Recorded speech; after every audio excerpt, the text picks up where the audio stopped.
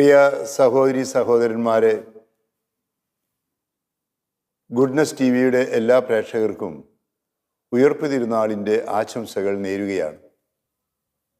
വിശുദ്ധ ഗ്രന്ഥത്തിൽ 4 സുവിശേഷങ്ങളിലും, പ്രത്യേകിച്ച് മത്തായി സുവിശേഷം 28-ാം അധ്യായം, മാർക്കോസിന് സുവിശേഷം 16-ാം അധ്യായം, ലൂക്കായുടെ സുവിശേഷം 24-ാമത്തെ അധ്യായം, യോഹന്നാന്റെ സുവിശേഷം 20-ാമത്തെ അധ്യായം, ഈ 4 സുവിശേഷങ്ങളിലെ അവസാനത്തെ അധ്യായങ്ങളിൽ ആദ്യ വാക്കുകളിൽ പ്രത്യേകിച്ച് മഗ്ദലന മറിയവും മറ്റു സ്ത്രീകളും, യോഹന്നാന്റെ സുവിശേഷത്തിൽ പത്രോസും യോഹന്നാനും ജെറൂസലമിൽ ഗാഗുൽത്തായ്ക്ക് അടുത്തുള്ള അരിമത്ഥ്യക്കാരൻ ജോസഫിൻ്റെ പുതിയ കല്ലറയിൽ, മറ്റാരെയും സംസ്കരിച്ചിട്ടില്ലാത്ത കല്ലറയിലേക്ക് സുഗന്ധദ്രവ്യങ്ങളുമായി പോകുന്നതിനെക്കുറിച്ചുള്ള വിവരണങ്ങളുണ്ട്. ഉയർപ്പ് തിരുനാളിന് ഒരുങ്ങുന്ന അവസരത്തിൽ, ഉയർപ്പ് തിരുനാളിൻ്റെ ദിവസങ്ങളിൽ എനിക്ക് നിങ്ങളെ സ്വാഗതം ചെയ്യാനുള്ളത്, ആഹ്വാനം ചെയ്യാനുള്ളത്, നമുക്കും യോഹന്നാനെ പോലെ, പത്രോസിനെ പോലെ, മഗ്ദലന മറിയത്തെ പോലെ, സ്ത്രീകളെ പോലെ കല്ലറയിലേക്ക് പോകാം. അവർ പോയത് യേശുവിൻ്റെ ഭൗതിക ശരീരം യഹൂദന്മാരുടെ ആചാരമനുസരിച്ച് സുഗന്ധദ്രവ്യങ്ങൾ പൂശുന്നതിന് വേണ്ടി പോകുന്നതല്ല. ആ സ്ത്രീകൾ പോയത് അതിനു വേണ്ടിയാണ്. പക്ഷെ നമ്മൾ കാണാൻ പോകുന്നത് അതിനു വേണ്ടിയല്ല.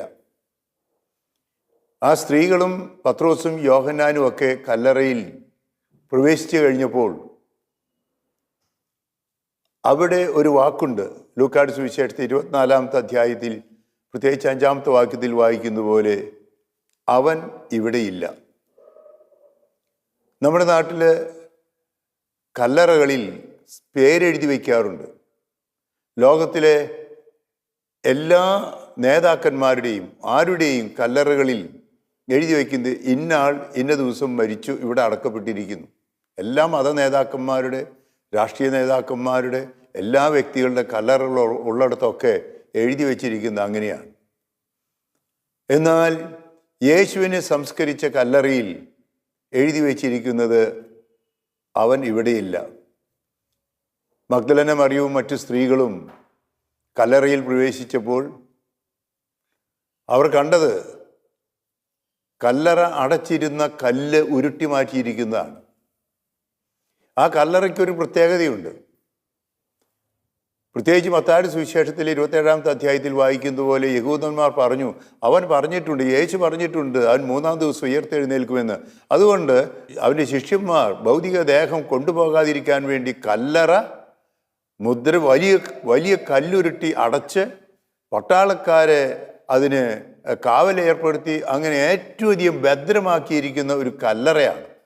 ആ കല്ലറയിൽ കണ്ടതാണ് അതിൻ്റെ കല്ലറ അടച്ചിരുന്ന കല്ല് ഉരുട്ടി മാറ്റിയിരിക്കുന്നു. അവിടെ ദൂതന്മാരുടെ ദർശനമുണ്ടായി. അവർ അവരോട് പറയുകയാണ്, അവൻ ഇവിടെയില്ല.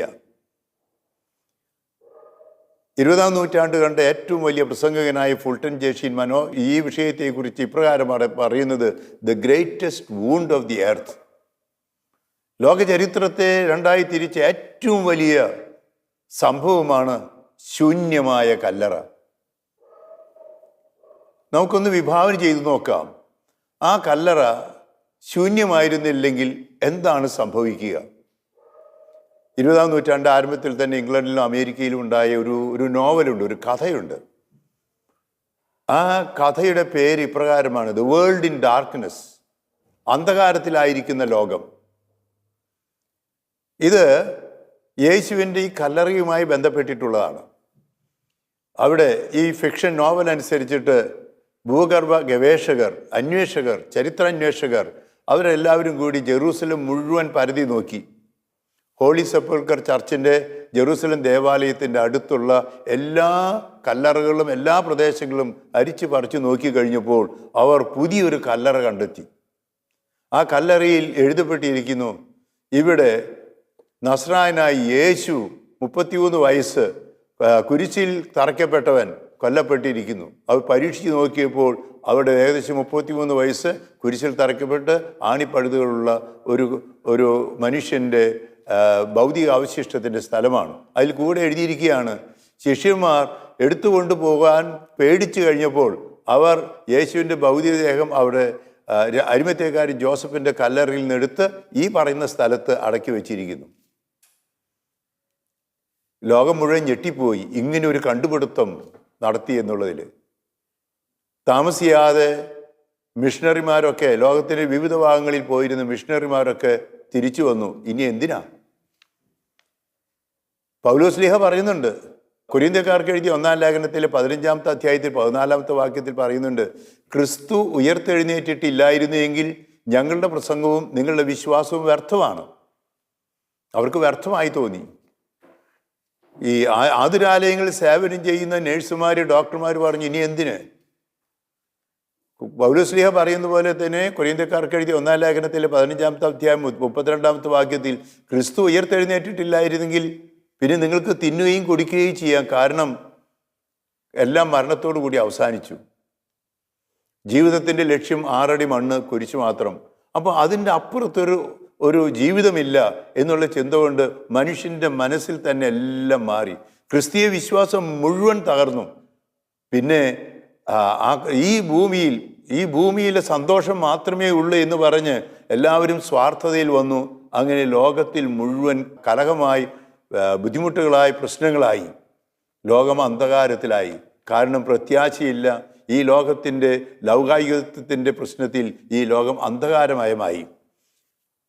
അങ്ങനെ ആ കഥയുടെ അവസാനം പറയുകയാണ്, ഈ നോവൽ എഴുതിയ, ഫിക്ഷൻ എഴുതിയ, ഈ കഥയുണ്ടാക്കിയ, അല്ലെങ്കിൽ ഈ ആർക്കിയോളജിയിൽ ഇത് കണ്ടുപിടിച്ചു എന്ന് പറയുന്ന ശാസ്ത്രജ്ഞന്മാർ അവസാനം പരസ്യമായിട്ട് പറഞ്ഞു, ഇതൊന്നും ഞങ്ങൾ കണ്ടുപിടിച്ചതല്ല, ഇത് വെറുതെ എഴുതിയുണ്ടാക്കിയതാണ്, ഞങ്ങളുടെ നിരീശ്വര ചിന്തയിൽ എഴുതിയുണ്ടാക്കിയതാണ്. സത്യത്തിൽ യേശുവിൻ്റെ കല്ലറ, വേറൊരു കല്ലറ കണ്ടെത്തിയിട്ടില്ല.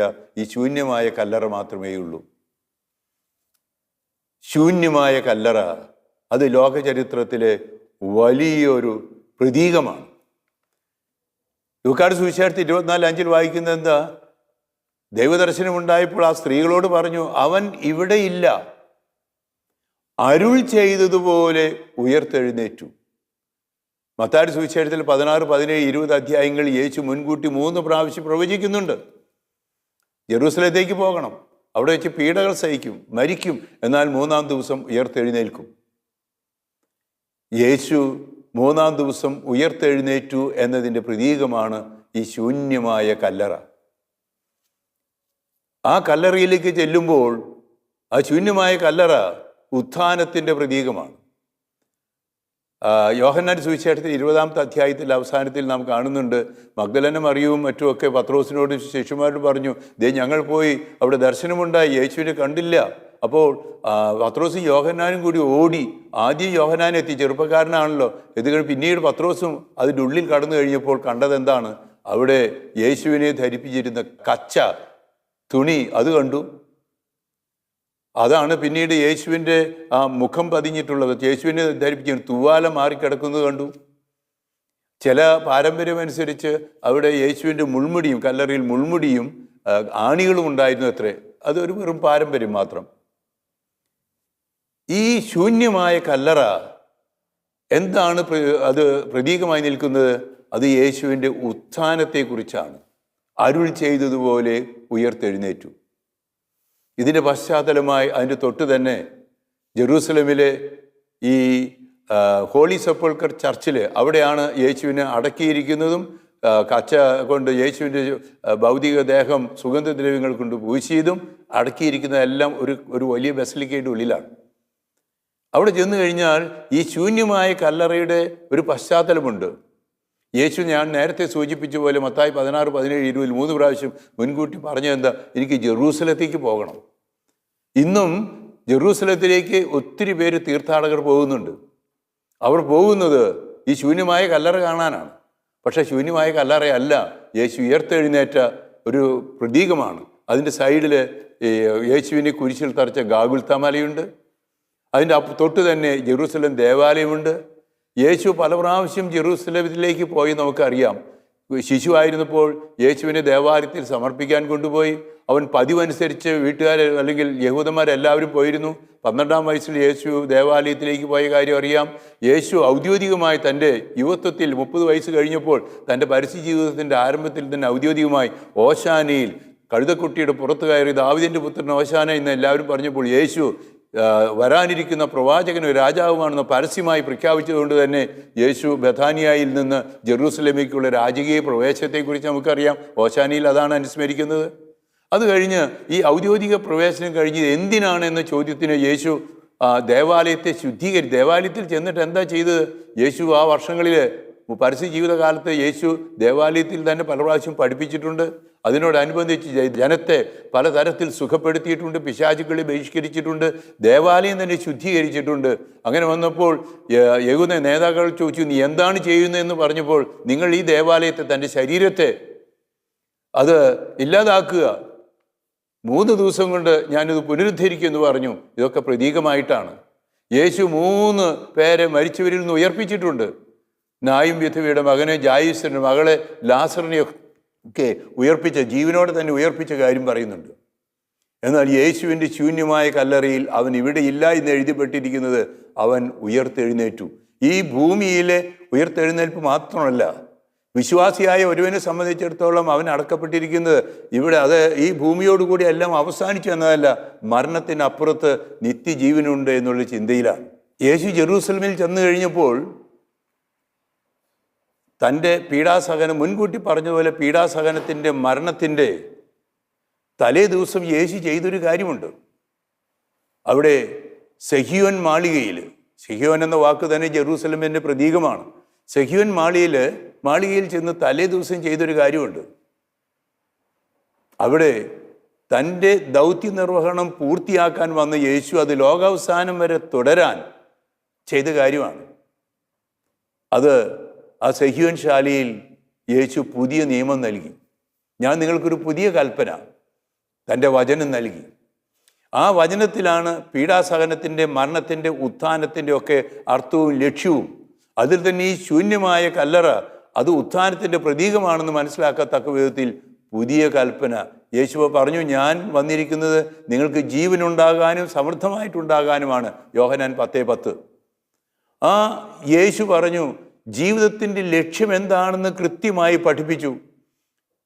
യേശു തൻ്റെ പീഡാസഹനത്തെക്കുറിച്ച്, മരണത്തെക്കുറിച്ചൊക്കെ പറഞ്ഞു കഴിഞ്ഞപ്പോൾ ശിഷ്യന്മാർ പേടിച്ചു കഴിഞ്ഞപ്പോൾ യേശു പറഞ്ഞു, നിങ്ങളുടെ ഹൃദയം അസ്വസ്ഥമാകേണ്ട, ദൈവത്തെ വിശ്വസിക്കുക, എന്നിലും വിശ്വസിക്കുക.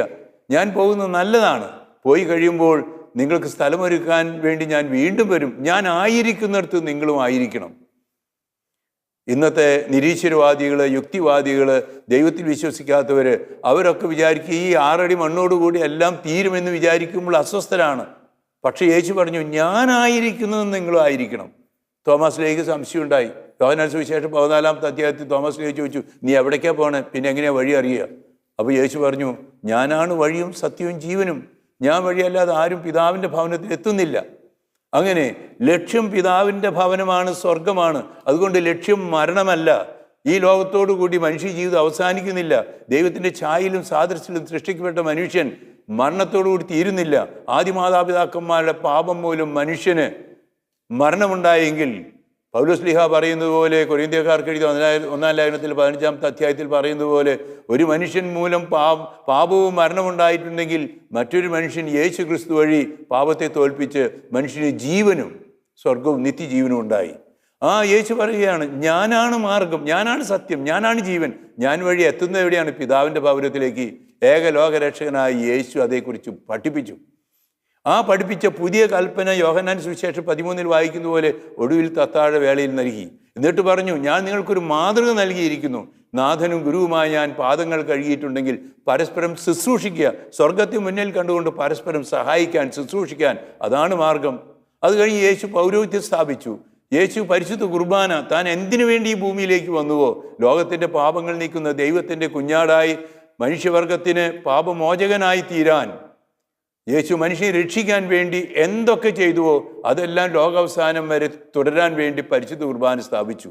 ആ പരിശുദ്ധ കുർബാനയിൽ രക്ഷാകർമ്മത്തിൻ്റെ എല്ലാ കാര്യങ്ങളും ഉണ്ട്. മനുഷ്യാവതാരത്തെക്കുറിച്ചുള്ള ഓർമ്മയുണ്ട്. ദൈവവചന പ്രഘോഷണം, സുവിശേഷം വിശ്വസിച്ച് ദൈവരാജ്യം സ്ഥാപിക്കുന്നതിൻ്റെ ഓർമ്മയുണ്ട്. യേശു പീഡകൾ സഹിച്ച് മരിച്ച് ഉത്ഥാനം ചെയ്തതിൻ്റെ ഓർമ്മയുണ്ട്. യേശു തൻ്റെ പരിശുദ്ധാത്മാവിനെ സ്ഥാപിച്ചതിൻ്റെ, സഭ സ്ഥാപിച്ചതിൻ്റെ എല്ലാം ഓർമ്മ ആ കുർബാനയിലുണ്ട്. അത് തലേ ദിവസം സ്ഥാപിച്ചു പരിശുദ്ധ കുർബാന. അവിടെയാണ് പിന്നീട് പരിശുദ്ധ അമ്മയുടെ നേതൃത്വത്തിൽ ശിഷ്യന്മാർ ഒരുമിച്ച് കൂടിയതും. അവിടെയാണ് സഹ്യോൻ ശാലയിൽ തന്നെയാണ് യേശു തൻ്റെ സഭ ഔദ്യോഗികമായി പരിശുദ്ധാത്മാവിനെ അയച്ച് ഔദ്യോഗികമായി ഉദ്ഘാടനം ചെയ്തു. ആ തലേ ദിവസത്തിന് ശേഷം യേശു ചെയ്തത് എന്താണ്? യേശു തന്നെ ദൈവത്തിൻ്റെ കരങ്ങളിൽ സമർപ്പിച്ച് രക്ഷയ്ക്കായി കുർബാന സമർപ്പണം ബലിയായി തീർന്നു. മനുഷ്യനെന്ന നിലയിൽ ലൂക്കായുടെ സുവിശേഷത്തിൽ 22:42 വായിക്കുന്ന പോലെ ഈ വേദനയെക്കുറിച്ച്, സഹനത്തെക്കുറിച്ച് ചോദിച്ചു, കഴിയുമെങ്കിൽ ഈ പാനപാത്രം അകന്നു പോകട്ടെ, എങ്കിലും എൻ്റെ ഹിതമല്ല അവിടുത്തെ ഹിതം. ദൈവത്തിൻ്റെ പദ്ധതിയാണ്. ഫിലിപ്പിയക്കാർക്ക് എഴുതിയ ലേഖനത്തിൽ വായിക്കുന്ന പോലെ യേശു തന്നെ ശൂന്യനാക്കി, അത് കുരിശുമരണത്തോളം മനുഷ്യരെ രക്ഷിക്കാൻ ലോകത്തെ അത്രമാത്രം സ്നേഹിച്ച യോഹന്നാൻ 3:16 സ്നേഹിച്ച് ദൈവം കണ്ടുപിടിച്ച മാർഗമാണ് മനുഷ്യനായി അവതരിച്ച് മനുഷ്യൻ്റെ പീഡകൾ സഹിച്ച് മരണത്തെ തോൽപ്പിച്ച് ഉത്ഥാനം ചെയ്യുക എന്നുള്ളത് ദൈവത്തിൻ്റെ പദ്ധതിയാണ്. അതാണ് മനുഷ്യനെ രക്ഷിക്കാൻ യേശു കണ്ടുപിടിച്ച മാർഗം. യേശു ഒടുവിലത്തെ അത്താഴ വേളയ്ക്ക് ശേഷം ഗെത്സമൻ തോട്ടത്തിലേക്ക് പോവുകയാണ്. വിയർപ്പ് രക്തത്തുള്ളിയാകുന്ന രീതിയിൽ വരെ സഹനമുണ്ടായി. എപ്പോഴും പറഞ്ഞത് എന്താ? ദൈവത്തിൻ്റെ ഹിതം നിറവേറട്ടെ. പരിശുദ്ധ അമ്മ ദൈവഹിതം നിറവേറ്റിയപ്പോൾ യേശുവിന് ജന്മം കൊടുക്കാൻ സാധിച്ചു. ലൂക്ക 1:38. ഇത് തന്നെ ദൈവത്തിൻ്റെ പദ്ധതിയിൽ ഭൂമിയിൽ അവതീർണനായ യേശു ദൈവ പദ്ധതിയിൽ തന്നെ ഇത് വിട്ടുകൊടുക്കുകയാണ് മരണത്തിന്. ആ മരണത്തിന് വിട്ടുകൊടുത്തപ്പോൾ എന്ത് സംഭവിച്ചു? ആ ഗാഗുൽത്താ മലയിലേക്ക് നമുക്കൊന്ന് നോക്കാം. ഗാഗുൽത്തായിൽ യേശു പീഡകൾ സഹിച്ച 2 കള്ളന്മാരുടെ മധ്യേ 3 ആണുകളിൽ കുരിശിൽ തൂങ്ങിക്കിടക്കുകയാണ്. യോഹന്നാന്റെ സുവിശേഷത്തിലെ 3:14 12-ാമത്തെ അധ്യായം 32-ാമത്തെ വാക്യത്തിൽ വായിക്കുന്ന പോലെ പഴയ നിയമത്തിൽ മരുഭൂമിയിൽ ജനം സർപ്പദംശനമേറ്റ് പീഡകൾ സഹിച്ചപ്പോൾ, മരിച്ചുകൊണ്ടിരുന്നപ്പോൾ മോശ ദൈവം കൽപ്പിച്ചതുപോലെ മോശ ഒരു പിത്തള സർപ്പത്തെ ഉയർത്തി. അതിന് നോക്കിയവരൊക്കെ രക്ഷപ്പെട്ടു. യോഹന്നാൻ 12:32 പറഞ്ഞു, ഞാൻ ഭൂമിയിൽ നിന്ന് ഉയർത്തപ്പെടുമ്പോൾ എല്ലാവരെയും ആകർഷിക്കും. നിയമാവർത്തന പുസ്തകത്തിൽ കുരിശിൽ തൂങ്ങിക്കിടക്കുന്നത് ശാപത്തിൻ്റെ അടയാളമാണ്. എന്നാൽ ആ കുരിശ് ശാപത്തിൻ്റെ അടയാളമായിരുന്നെങ്കിൽ ആ കുരിശ് ഇതാ രക്ഷയുടെ അടയാളമായി. ഒരൊറ്റ കാരണമേ ഉള്ളൂ, മനുഷ്യനെ രക്ഷിക്കാൻ സ്നേഹമായ ദൈവം ഇതാ കുരിശിൽ തൂങ്ങിക്കിടക്കുകയാണ് മനുഷ്യനെ രക്ഷിക്കാൻ. പക്ഷെ കുരിശോടുകൂടി തീരില്ല എന്നതാണ് ശൂന്യമായ കല്ലറ നമ്മെ ദ്യോതിപ്പിക്കുന്നത്. ആ കുരിശിൽ തൂങ്ങിക്കിടക്കുന്നവരെ ഈശോ ഇതാ നമുക്ക് രക്ഷകനായി തീരുകയാണ്. എങ്ങനെയാണ് ഈശോ രക്ഷകനായത്? ഭൂമിയിൽ ജനിച്ചതുകൊണ്ട് മാത്രമല്ല, വചനം പ്രഘോഷിച്ചുകൊണ്ട് മാത്രമായില്ല, പീഡകൾ സഹിച്ച് മരിച്ച് മനുഷ്യവർഗത്തെ മുഴുവൻ പിതാവിന് രക്ഷയുടെ അടയാളമായി മോചനദ്രവ്യമായി മാറിയതുകൊണ്ടാണ്. പാപങ്ങൾ നീക്കുന്ന ദൈവത്തിൻ്റെ കുഞ്ഞാടായി മാറിയതുകൊണ്ടാണ്. ആ യേശുവിൻ്റെ ഭൗതിക ശരീരം കല്ലറയിൽ അടക്കിയപ്പോൾ അത് അവിടെ തന്നെ കിടക്കുകയായിരുന്നു എങ്കിൽ രക്ഷ സാധിക്കുമായിരുന്നില്ല. ഇതാ യേശു ഉയർത്തെഴുന്നേറ്റു. അതുകൊണ്ടാണ് പൗലോസ് ലീഹ കൊരിന്ത്യക്കാർക്ക് എഴുതിയ 1-ാം ലേഖനത്തിൽ 1-ാം അധ്യായം തന്നെ 18 മുതൽ 23 വരെയുള്ള വാക്യങ്ങളിൽ നാശത്തിലൂടെ ചരിക്കുന്നവർക്ക് കുരിശ് അത് ശാപത്തിൻ്റെ അടയാളം, എന്നാൽ രക്ഷയുടെ പാതയിലൂടെ നടക്കുന്നവർക്കോ കുരിശ് അത് രക്ഷയ്ക്കുള്ള നിദാനമാണ്.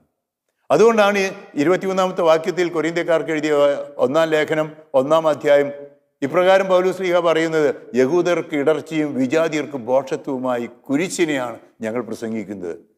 കുരിശ്, സഹനം രക്ഷയുടെ അടയാളമായി തീർന്നത് അത് യേശുവിൻ്റെ ഉത്ഥാനത്തോടു കൂടിയാണ്. കുരിശ് കിരീടത്തിലേക്ക് നയിക്കുന്നു. യേശു മനോഹരമായ ഉദാഹരണങ്ങൾ യോഹന്നാൻ സുവിശേഷം 12:24 പറയുന്നു, കോതമ്പ് ചെടിയുടേത്. കോതമ്പ് മണി നിലത്ത് വീണ് അഴിയുന്നില്ലെങ്കിൽ അത് അതേപടി ഇരുന്ന് നശിക്കും. എന്നാൽ അഴിയുന്നെങ്കിലോ അത് പുതിയ ചെടിയായി ധാരാളം ഫലങ്ങൾ പുറപ്പെടുവിക്കുന്ന, കോതമ്പ് മണികൾ പുറപ്പെടുവിക്കുന്ന വലിയ പ്രതീകമായി തീരും. കോതമ്പ് മണിയുടെ ഉദാഹരണം തന്നെ ഈ മരണത്തെ തോൽപ്പിച്ച് ഉത്ഥാനം ചെയ്ത് ഫലം പുറപ്പെടുവിക്കുന്ന ഒന്നായി തീരും.